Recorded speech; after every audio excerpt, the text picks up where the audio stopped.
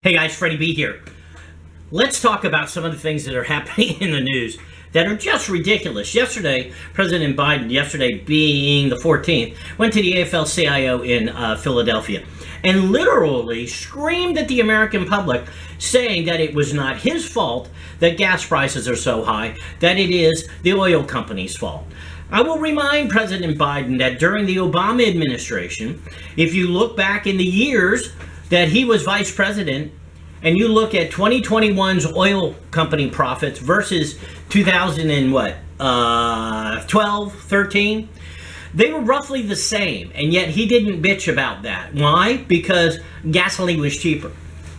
The last week that President Trump was president, or let's just say before the election, I think gas was about $2 a gallon. I paid $4.79 the other day.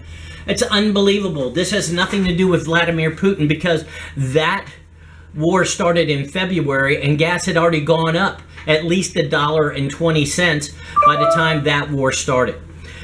Here's an interesting thing about oil. A couple of things. You can sit there as a press secretary and say that you had leases out, and we have given out more leases than any other administration in history. But here's the difference. A lease is not a permit. I could go lease land with the idea of putting a building on there, but until I submit my building plans and get a permit for that, I can't do anything. So what's happening is that the Democrats are telling you that they're wide open to oil exploration. They're not. They're giving out the leases knowing full well that they're not going to give out the permits. So don't believe me. Do me a favor and look it up. Don't believe a damn word I say. There's nothing I'm going to tell you that cannot be looked up and proven. So let's talk about oil exploration in the United States. President Biden immediately stopped the Keystone Pipeline. Even though it hadn't pumped a single barrel of oil, it constricted the flow of oil throughout the U.S. He also stopped oil drilling and fracking all throughout the country. So all these companies went out of business or are sitting on the sidelines waiting for something to happen so that they can start fracking again.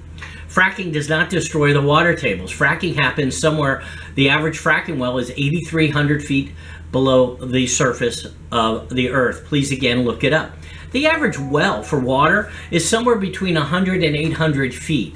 And even when they were drilling oil, they would sheathe the water column so that no oil would mix with the drinkable water. And the fracking guys are doing the same thing. They're actually going down the same wells, for crying out loud. So they already are protected. All they're doing is blowing hot water in there, pulling it up, and extracting the oil from the slurry. I mean, it's fairly safe. And they've proven, I think beyond a reasonable doubt, beyond a good measure, that they can do it safely. I think beyond a good measure, the United States can probably create energy a lot cheaper and safer than any other country on the planet. So why, I hate to use this Sean Hannity term, but why is it important to extract oil out of Venezuela and not the U.S.? First of all, Venezuela is not a country that is friendly to the United States. Neither is Iran, except they are friendly to the Biden administration.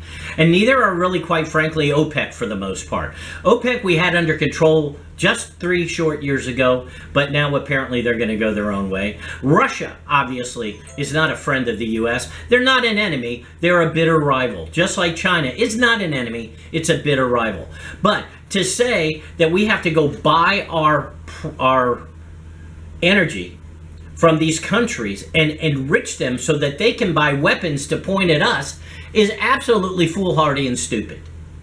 But again, we have a doddering old fool who is foolhardy and stupid in the White House, and he's being led around by the nose by this extreme left-wing part of the party who would rather us go back to fig leaves and freezing instead of trying to understand that energy self-sufficiency is more of an evolutionary process as opposed to a revolutionary process. In that I mean, if you want to go to electric and more electric, that's fine. Find a way to produce electricity cheaply and without the use of fossil fuels. Oh, I know. We could do it with nuclear power. And we have the technology. And it's safe. But nobody wants to do that. But we could do that. Then, if you want to have more energy independence, then you could wean yourself over a couple of generations off of fossil fuels. The world runs via the diesel engine. It powers ships, boats, trucks, and everything that gets goods and services to you. So to sit there and say that it is bad that the United States uses diesel fuel, you're an idiot if you think that.